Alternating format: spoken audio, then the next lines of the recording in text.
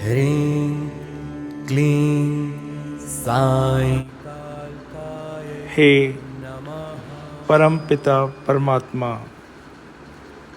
अंतर्यामी घट घट के जानने वाले दीन बंधु दीनानाथ, हे सच्चिदानंद भास्कर,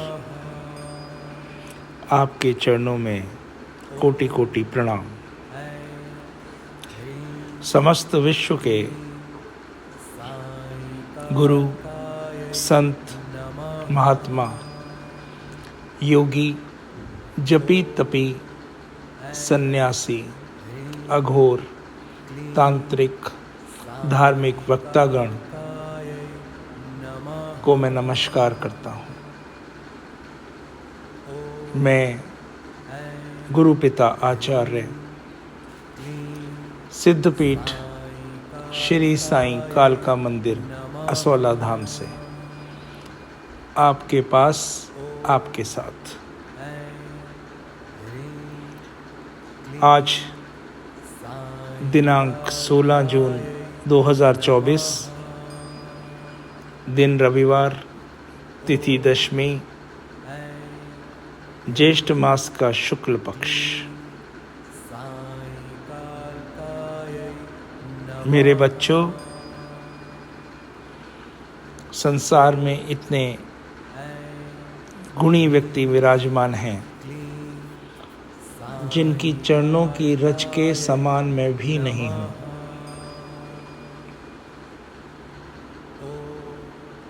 और आशीर्वाद चाहूँगा कि जो भी अपने विचार, अपनी बातें आप तक पहुँचें, उसमें मुझे सबका आशीर्वाद प्राप्त हो।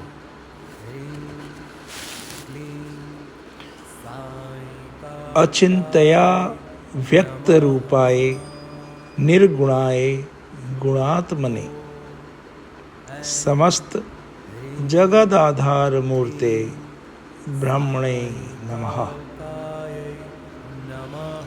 अर्थात जो ब्रह्म अचिंत्य, अव्यक्त, तीनों गुणों से रहित, त्रिगुणात्मक और समस्त जगत का अधिष्ठान रूप है, ऐसे ब्रह्म को मेरा नमस्कार स्वीकार हो।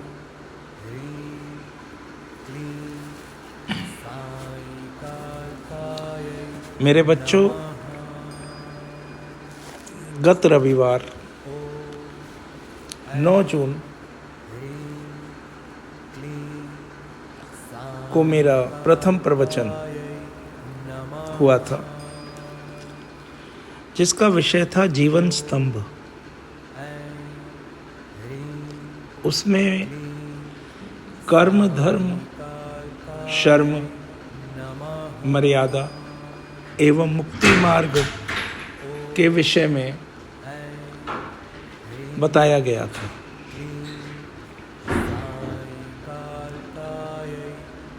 आज प्रवचन के अध्याय 2 में, जिसका विषय है जीवन रिश्तों का, इसे हम कुछ ऐसे भी कह सकते हैं कि जीवन रिश्तों में या किश्तों में। ये बात मैंने इसलिए कही है कि मात्र 3 श्वास पे हमारा जीवन टिका हुआ है। पहला बालपन, दूसरा यौवन और तीसरा वृद्धावस्था। चौथी श्वास तो आती ही नहीं, क्योंकि उस तक पहुंचते पहुंचते मृत्यु आ जाती है, जो जीवन का अंतिम सत्य है।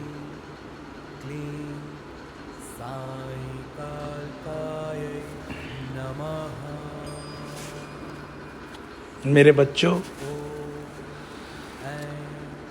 हमारे जीवन का आधार, हमारे जीवन की डोर, जब हम इस जगत में आए हैं, 2 स्तंभों पर टिकी होती है। एक होता है हमारा व्यक्तिगत परिवार और दूसरा होता है रिश्ते, रिश्तेदार, मित्र, संबंधी, हमें जानने वाले। नाम आगे बढ़ते चले जाएंगे, रिश्ते बढ़ते चले जाएंगे। लेकिन पहले आगे विषय की बात मैं बाद में करूंगा। आज केवल 2 विषय मैं लेता हूं और आप तक पहुंचाने की चेष्टा करता हूं। अपना व्यक्तिगत परिवार और रिश्तेदार। चलिए सीमित विषय पर बात करते हैं। मैं रिश्तेदारी को सीमित समझता हूं। सीमित किस लिए? क्योंकि रिश्तेदार अर्थात संबंधी जन की विवेचना करें तो ये सीमित है, क्योंकि ये आप पर निर्भर है। आपने ही तो तय करना है कि रिश्तेदारों से अथवा संबंधियों से कब तक एवं कहां से कहां तक निभाना है।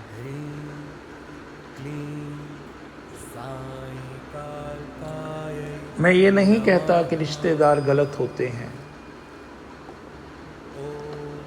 रिश्तेदार एक प्रक्रिया है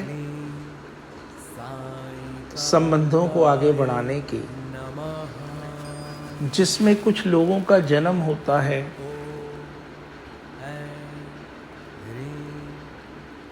कुछ ऐसे लोगों का जन्म जिसे हम ताऊ ताई कह सकते हैं, चाचा चाची कह सकते हैं, देवर देवरानी कह सकते हैं, जेठ जेठानी कह सकते हैं, सास ससुर कह सकते हैं, साला सलहेज कह सकते हैं, आदि आदि आदि। लेकिन रिश्तेदार शब्द की जो नींव होती है, आप तय करके देखिए। अपने जीवन में थोड़ा सा भूतकाल में जाइए, वर्तमान को देखिए, भविष्य को परखिए, तो आपको स्वतः ही ज्ञात होगा कि रिश्तेदार हमारी सहायता कर सकते हैं, हमें आशीर्वाद दे सकते हैं, हमारे साथ चल सकते हैं, हमें आगे बढ़ने का प्रोत्साहन दे सकते हैं। किंतु क्या वो यथार्थ रूप में ऐसा करते हैं, या उनकी कुछ मंशा होती है? मेरे जीवन के कटु अनुभवों में 100 में से 99% रिश्तेदार एवं संबंधी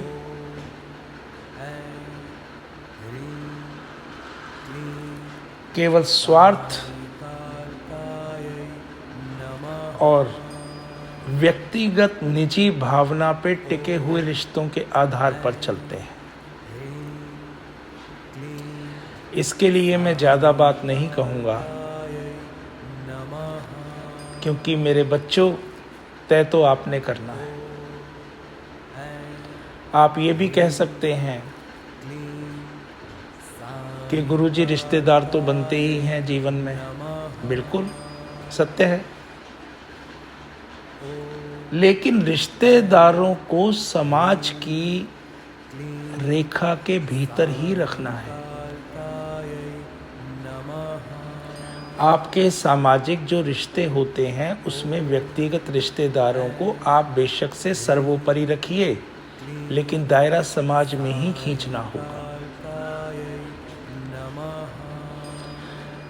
क्योंकि एकता और सत्यता वो केवल आपके अपने परिवार के साथ रहेगी। रिश्तेदारी इत्तेफाक है या इत्तेफाक से ऊपर का रिश्ता है।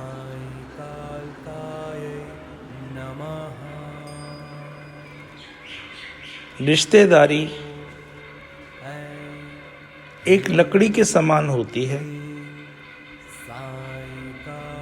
इसको अकेले में जलाओगे और मिट्टी का तेल डालकर भी जला दोगे तो जब तक उसका असर रहेगा तब तक वो भड़केगी, और जब असर समाप्त होगा फिर धुआं देगी, फिर सुलगेगी।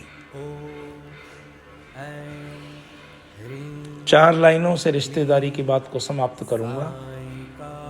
कृपया मेरे बच्चों समझने की कोशिश करना।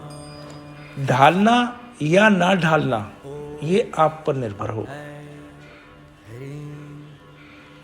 मैं आपको रिश्तेदारी का महत्व समझाने की कोशिश कर रहा हूं।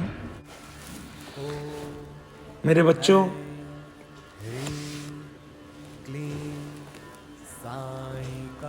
आओ अपने मुख्य मुद्दे पर आते हैं। आज का मेरा मुख्य मुद्दा है परिवार। परिवार केवल बोलने में एक शब्द सा लगता है, लेकिन एक बहुत बड़ा रहस्य इस छोटे से शब्द में छुपा हुआ है।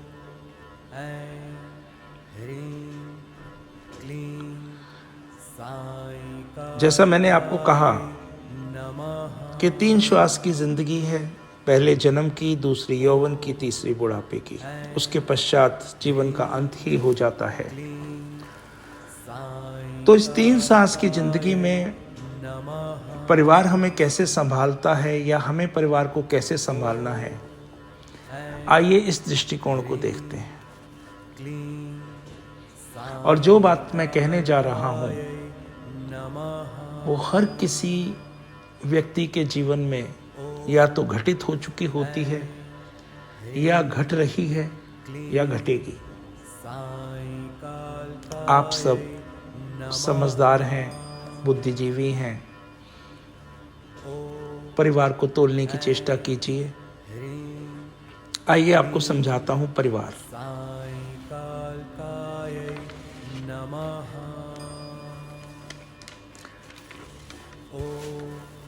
परिवार में मैं माँ और बाप के विषय को बाद में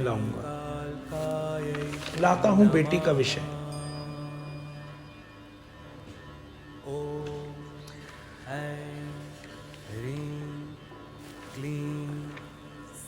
एक बेटी ने अपने पिता की खातिर अपने प्रेमी को छोड़ दिया। एक बेटी ने अपने पिता की खातिर, समझने की चेष्टा करना मेरे बच्चों, अपने प्रेमी को छोड़ दिया। मुलाकातें होती रही, किंतु अंतिम बार जब बेटी अपने प्रेमी को मिली तो जाते जाते पूछने लगी, बताओ मैं तुम्हारे लिए जाते जाते क्या कर सकती हूँ। तो उसके प्रेमी ने कहा, तुम प्रार्थना करना मेरी भी तुम्हारी जैसी बेटी हो, क्योंकि आज तुमने ये सिद्ध कर दिया कि हर बेटी पिता का स्वाभिमान होती है।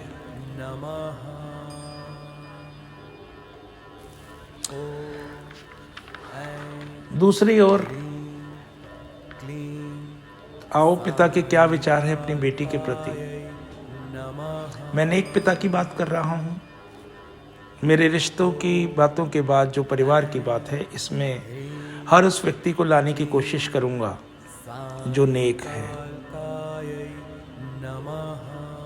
क्योंकि मैं हमेशा एक ही बात कहता हूं, नेक रहो, नेक करो, एक रहो, एक करो।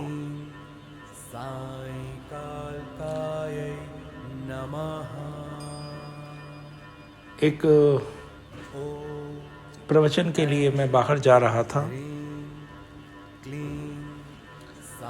तो एक रेलवे स्टेशन पे, रेलवे स्टेशन का नाम मुझे याद नहीं है, काफ़ी समय पुरानी बात है, एक रेलवे स्टेशन पे पोस्टर लगा हुआ था, बहुत सुंदर सा।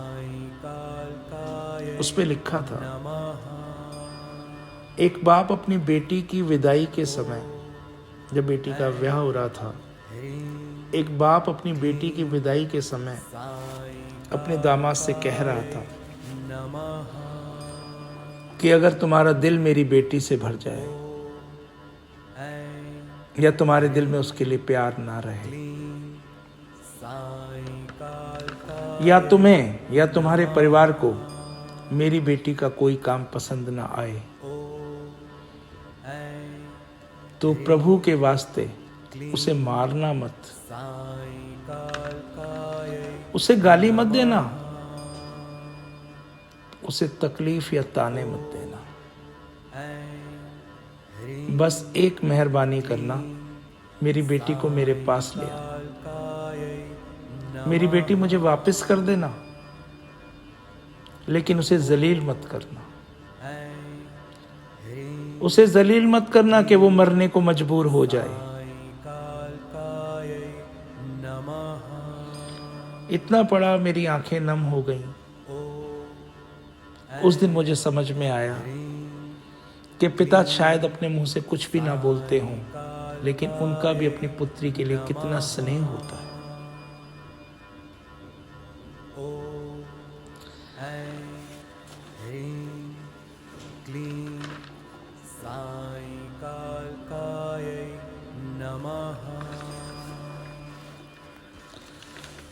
मेरे बच्चों,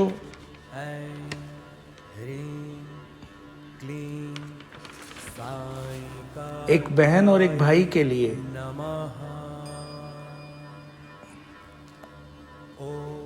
जो आपस का रिश्ता होता है,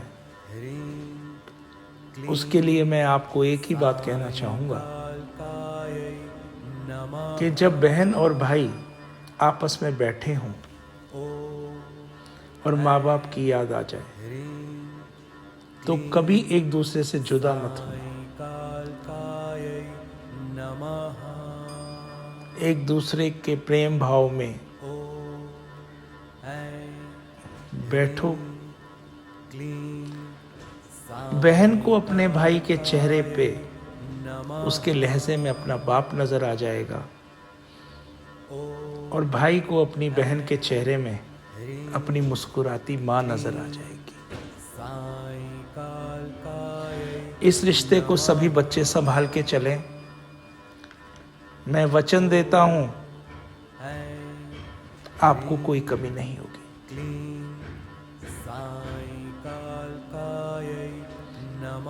आइए आधार पे चलते हैं। आधार का विषय थोड़ा लंबा है, क्योंकि ये माँ बाप का विषय है। लोग बोलते हैं कि भाई बहन के रिश्ते नए बन जाते हैं, मित्रता के रिश्ते नए बनते हैं, लेकिन माँ बाप के रिश्ते नहीं बनते, क्योंकि माँ बाप दोबारा नहीं मिलते। बोलना कितना आसान हो जाता है ना,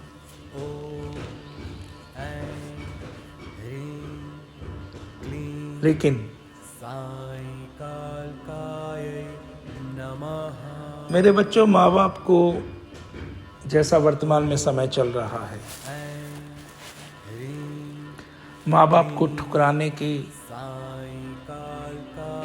जो प्रथा है, ये तो लात मारने की प्रथा औलाद माँ के पेट में ही शुरू कर देती है।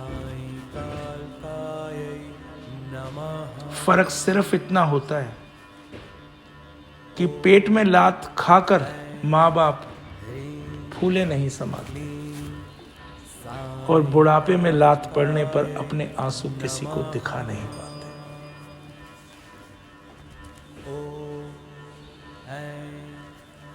मेरे बच्चों, सदैव याद रखना, माँ बाप उम्र से कभी बूढ़े नहीं होते, वो फिक्र से बूढ़े होते हैं। चिंता से बूढ़े होते हैं। जब बच्चा रोता है ना, तो पूरी बिल्डिंग को पता चल जाता है कि फला मकान में फला इंसान का बच्चा रो रहा है।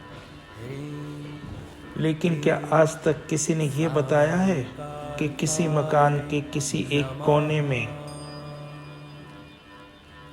माँ बाप रोते हैं? पता चलता है किसी को? नहीं मेरे बच्चों, ऐसा नहीं होता।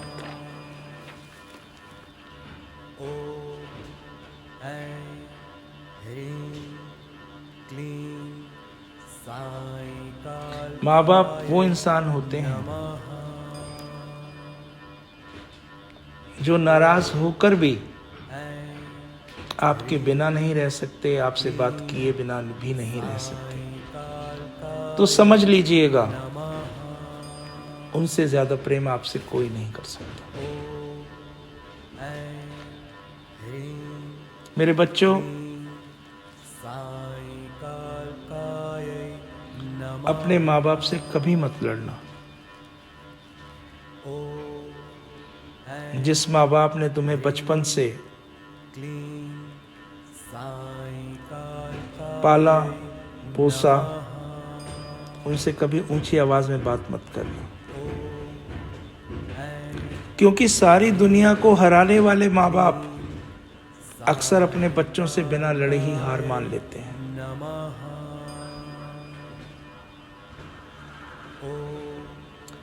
माँ बाप के पास एक छोटा सा दिल होता है जो बड़ी आयु में कमजोर हो जाता है। तभी तो उनके मन में एक भावना पैदा लेती है कि दिल में चुभ जाती हैं अपनों की बातें, दिल में चुभ जाती हैं अपनों की बातें, वरना गैरों की क्या औकात जो इन आंखों में आंसू ला दें।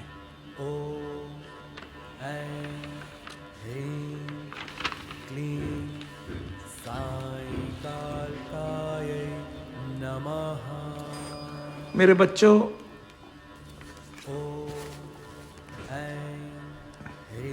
आओ पिता से शुरू करते हैं।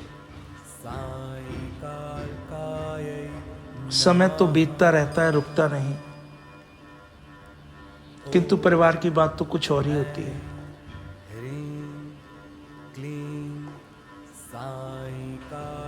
आप सोच रहे होंगे कि मैं परिवार पे आज इतना क्यों जोर दे रहा हूं, क्योंकि आज के समाज में परिवार ही टूटते हैं। माता पिता हो, संतान हो, कोई भी ये समझने को तैयार नहीं है कि मैं कहीं गलत हूं या मैं अपने परिवार में बाकी सदस्यों के साथ गलत कर रहा हूं। सब अपने आप में मैं और केवल मैं का अहम बहुत बुरा होता है। लेकिन फिर भी माँ बाप ने जन्म दिया है, हमें उसको तोलना है। ये अलग बात है कि पीढ़ियों का जब अंतराल बनता है तो माँ बाप की सोच अपने समय की होती है, संतान की सोच अपने समय की होती है। इसका सामंजस्य बिठाना पड़ेगा। परिवार को एक रखने के लिए, परिवार को साथ रखने के लिए।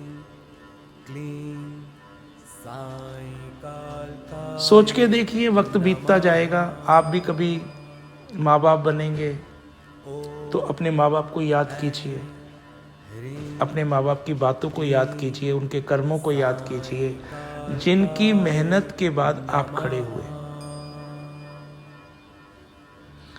वक्त बीत जाने के बाद एहसास होता है कि हमारे पिता हर बात सही बोलते थे।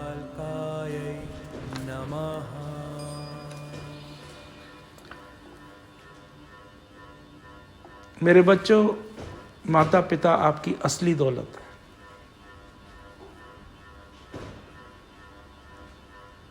इसीलिए जब किसी भी बच्चा या बच्ची के सर से माँ बाप का साया उठता है तो ईश्वर सामने होते हैं। वही सत्य हैं, वही आधार हैं, वही अंतिम रूप हैं। ईश्वर को किसी ने नहीं देखा, माँ बाप को सबने देखा। माँ बाप आपकी सच्ची दौलत हैं। माँ 9 महीने बच्चे को पेट में पालती है, लेकिन बाप जिंदगी भर बच्चे को पालता है। माँ सोचती है मेरा बच्चा आज क्या खाएगा, मगर बाप सोचता है मेरा बेटा जिंदगी भर क्या खाएगा। इसीलिए इस दर्जे को ईश्वर से ऊपर माना गया है। मेरे बच्चों, जो रुला के मना ले वो पिता है, और जो रुला के खुद भी रोए वो माँ है।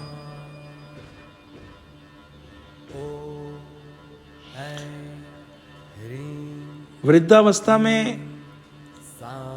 माँ को एक अनाथालय में या एक अनजान स्थान पे छोड़कर, क्योंकि माँ बोझ लगने लगी, बड़े बूढ़ों को बोझ ही मान लिया जाता है आज के समाज में। औलाद ने जैसे ही मुंह मोड़ा और चलने लगी तो माँ ने आवाज दी, बेटा रुक, मुझे छोड़कर जा रहा है, मन में कोई बोझ मत रखना। तुझे पालने के लिए 4 बेटियों की भ्रूण हत्या की थी, यानी पेट में ही मार दिया था। आज मुझे उसकी सजा तो मिलनी थी।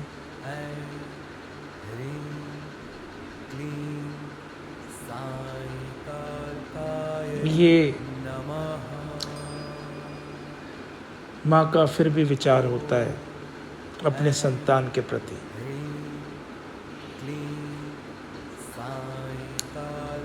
मेरे बच्चों, माँ का एक बहुत ही भोला सा रूप होता है, बहुत भोला सा रूप। मैं आपको बताता हूँ वो रूप क्या है।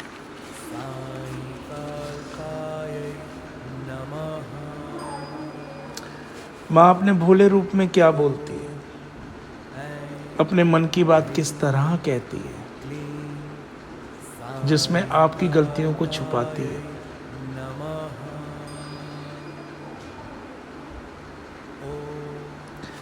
एक टूटे हुए घर में, एक पुराने से घर में, एक खंडर से घर में, जो एक औरत को उसके पति ने दिया होता है,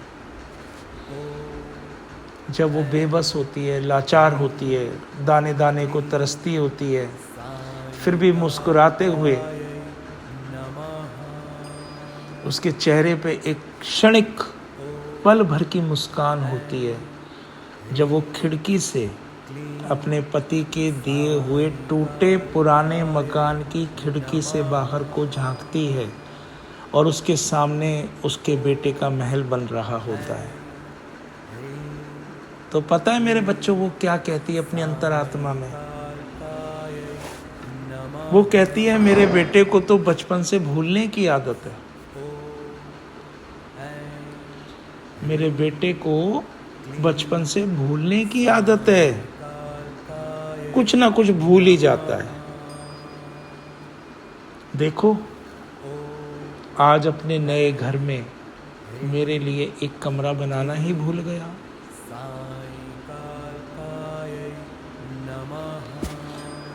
ये है माँ।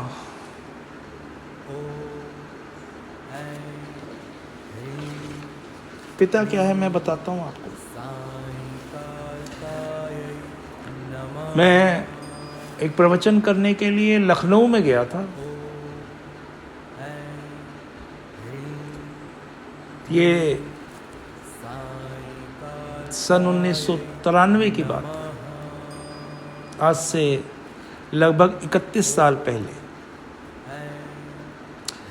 वहाँ पे रिक्शे चलते हैं, अब चलते हैं कि नहीं पता नहीं, समय बदल गया, आधुनिक युग आ गया, लेकिन उस समय रिक्शे चलते थे। एक बहुत बुजुर्ग, लगभग आयु होगी 70-75 वर्ष की, मैंने हाथ दिया रिक्शे को तो वो बुजुर्ग चला रहे थे। पैसे तय किए, मैं रिक्शे में बैठ गया। बुज़ुर्ग की ऐसी हालत नहीं थी कि किसी भी थोड़ी सी चढ़ाई पर भी वो बैठे बैठे रिक्शा खींच सकें। कई बार उनको उतरना पड़ा, मैं भी उतरा, मैंने पीछे से धक्का मारा, फिर जब ढलान आई या सरल सड़क आ गई तो बैठ गए। मुझसे रहा नहीं गया, मैंने पूछा बुजुर्ग से, बाबा इस उम्र में इतनी मेहनत क्यों कर रहे हो? उन्होंने मुझे कहा, बाबूजी जीवन भर जो कमाया सब बच्चों में लगा दिया, बच्चों को सरकारी नौकरी दिलाई, इसी रिक्शे को चला के 2 कमरे का घर बनाया, सब कुछ किया। सभी तो छोड़कर चले गए, लेकिन बाबूजी मेरी पत्नी नहीं गई। आज भी वो मेरे लिए 2 रोटी बना के मेरा इंतज़ार करती है। अब जो मेरा बचा हुआ समय रह गया है उसमें बचे हुए सपने अपनी पत्नी के पूरे करने में लगा। शत शत नमन है ऐसे जोड़े को, और घृणा आती है ऐसी संतान के प्रति कि अगर आपके बच्चे पैदा हो रहे हैं तो आपके बच्चों को आपकी माँ पाले।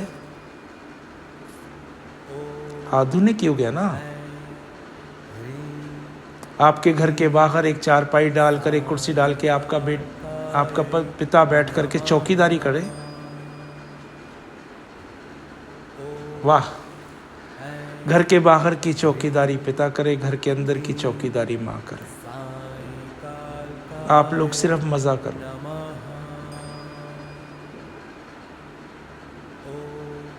धन्य है आधुनिक परिवार, तुझे शत शत नमन है।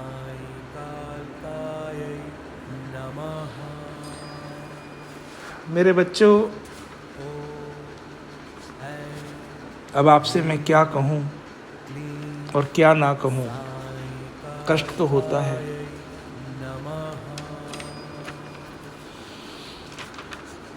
फिर भी आपसे बोलूँगा कि भाई मरे तो बल घटे, भाई मरे तो बल घटे, पिता मरे तो छत जाए, जिस दिन मरे माँ सारा जग सोना पड़ जाए। रिश्तों को बना के चलिए, रिश्तों को निभा के चलिए। एक परिवार अपने साथ रख के चलिए। परिवार का दायित्व निभाइए, ईश्वर तक आपका संदेश स्वयं पहुंचेगा। मेरे बच्चों, बड़े अनमोल होते हैं ये खून के रिश्ते, इनको यूं तार तार ना कर। बड़े अनमोल होते हैं ये खून के रिश्ते, इनको यूं तार तार ना कर। मेरा हिस्सा भी तू रख ले, मेरा हिस्सा भी तू रख ले, पर घर के आंगन में दीवार ना कर। मेरे बच्चों, परिवार, संस्कार, ये सब कुछ आपका दायित्व है। मैं आपसे अनुरोध करता हूँ, एक रहिए, नेक रहिए। माता पिता की बात हुई, पिता पुत्री की बात हुई। आइए घर के अंतिम रिश्ते की बात करते हैं, जो होता है पति पत्नी का रिश्ता।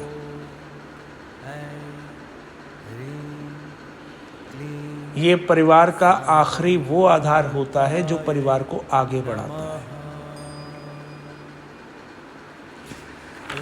जीवन में अनेकों उदाहरण आप भी देखते हैं, आज के समय में ज़्यादा है। मैं तो बहुत पुराने समय से देखता ही चला आ रहा हूँ कि दाम्पत्य जीवन यानी कि पति पत्नी का जीवन, वो निभाया भी जाता है लेकिन उसमें कलेश भी बहुत होते हैं। इंसान अपनी पत्नी पर हाथ भी उठा देता है, कितनी बड़ी मर्दानगी जताता है, जबकि घर के बाहर अगर आवाज़ देकर देखे और आवाज़ में जरा भी ऊंचापन हो तो सामने वाला व्यक्ति अगर एक थप्पड़ भी गाल पे मार जाएगा तो बेटा आपके लहू निकल सकता है। और औरत के ऊपर मर्दानगी, पाप को समेटता है ऐसा इंसान, पाप को अपनी झोली में बढ़ाता है, पुण्य को कम करता है, जो अपनी धर्म पत्नी घर की लक्ष्मी के ऊपर हाथ उठाता है। नहीं, ऐसा नहीं करना है। रात को बैठिए अकेले अपने कमरे में, ज़मीन पे बैठिए, कुर्सी पर बैठिए, बिस्तर पे बैठिए, कहीं भी बैठिए और सोचिए, जो धर्म पत्नी सुबह उठने की चाय से लेकर रात के आपके सोने तक आपको पानी पूछती है और जब आप संतुष्ट होकर कहते हैं कि नहीं अब कुछ नहीं चाहिए, तब वो सोती है। आप ऐसे हिंसा क्यों कर सकते हैं उसके ऊपर, और कैसे कर सकते हैं? आपको ये अधिकार किसने दिया? मानते हैं गलतफहमी होती हैं, सब बातें होती हैं, उनको हम साध सकते हैं, हम गलतफहमियों का समापन कर सकते हैं, हम गलतफहमियों से बाहर निकल सकते हैं, लेकिन हिंसा उसका आधार नहीं है। आज मैं आपके दिलो दिमाग से एक चीज़ निकालता हूँ। एक पत्नी क्या करती है और किसके लिए करती है, और यही बात पति को सोचनी है कि मेरी धर्म पत्नी क्या करती है और क्या वो केवल मेरे लिए कर रही है। तो सुनो मेरे बच्चों, जो शादीशुदा हैं वो भी सुने, जो जल्द अपने दाम्पत्य जीवन में बंधने वाले हैं वो भी सुने, और जल्द ही सबका समय आता है जिन्होंने दाम्पत्य जीवन में बंधना ही होता है। ये भी एक कटु सत्य है जीवन का, ये भी एक अनुभव है। तो आइए मैं आपको बताता हूँ।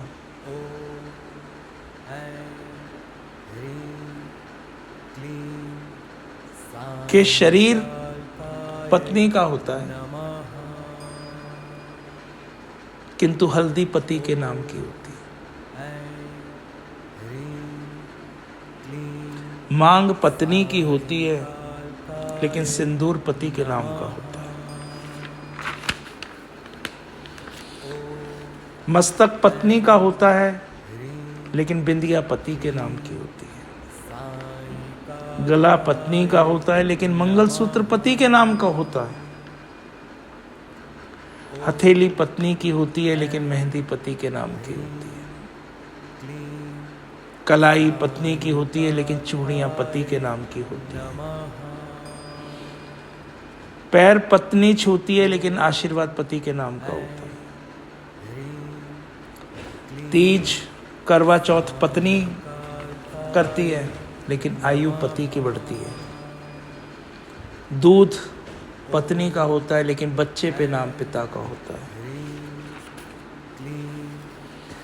मेरे बच्चों, ये जीवन साथी की बात होती है, ये त्याग है एक स्त्री का जिससे वो बंधी हुई है। जीवन साथी के लिए अपनी सोच को बदलो वरना जिंदगी तो समाप्त हो ही रही है। क्यों पाप के घड़े में डूब के जाना है। दूसरी ओर जिंदगी के मायने बदल जाते हैं जब आपकी सोच बदलती है।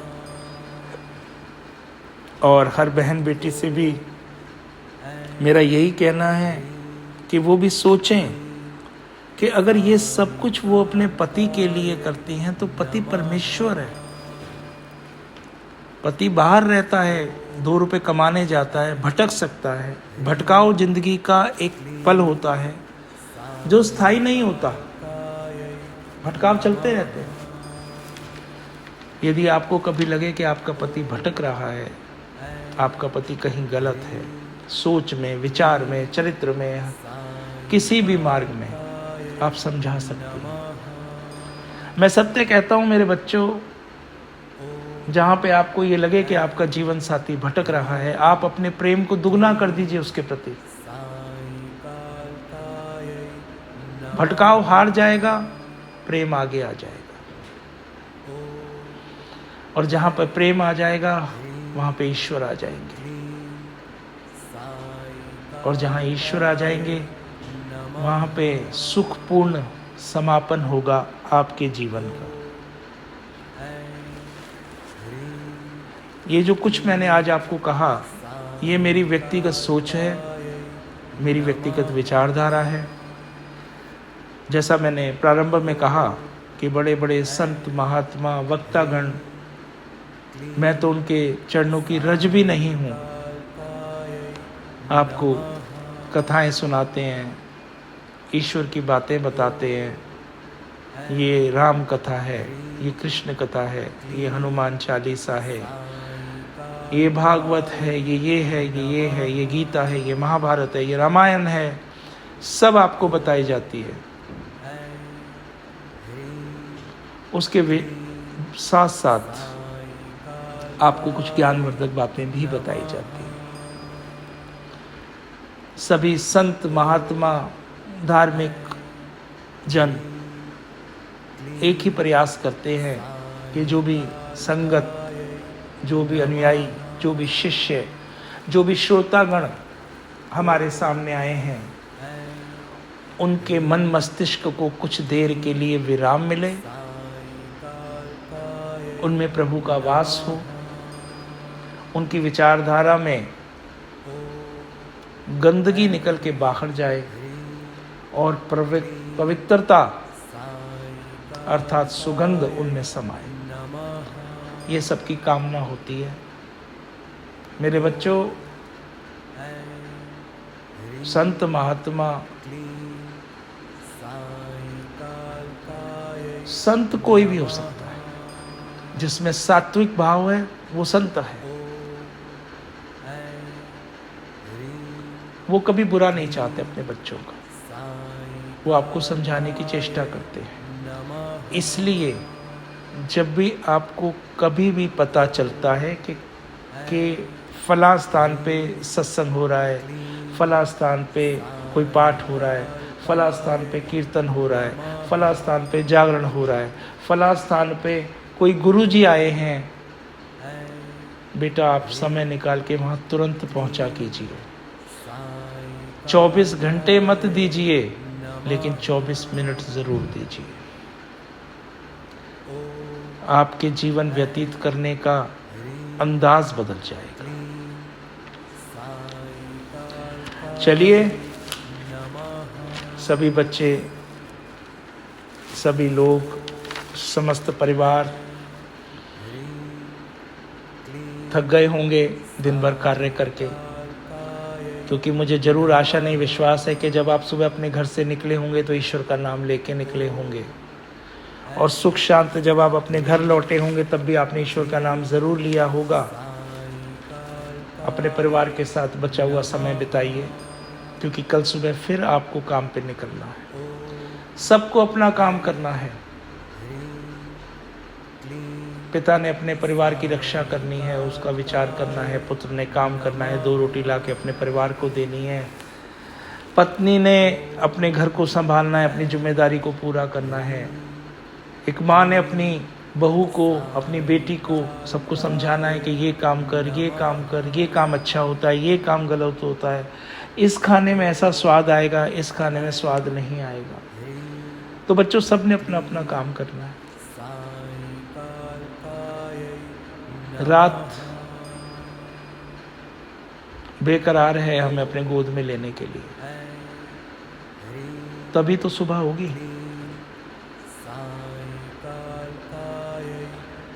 आप लोगों की आयु पूर्ण हो, आप लोग सुखी रहें, शांत रहें, प्रसन्न रहें, यही मैं मनोकामना करता हूँ अपने साईंकाल का दरबार में। हे माँ कालका, हे मेरे साईं, मेरे बच्चों के दुख निकट ना आवे।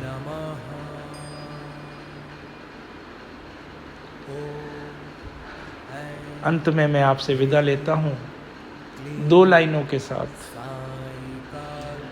चलो सो जाते हैं, चलो सो जाते हैं अब किसी सच की तलाश में। रही सांसें तो सुबह,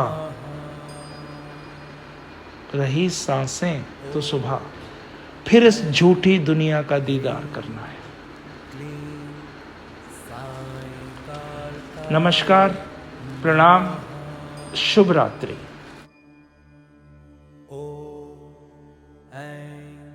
ह्रीं क्लीं साईकाल्कायै नमः। ॐ ऐं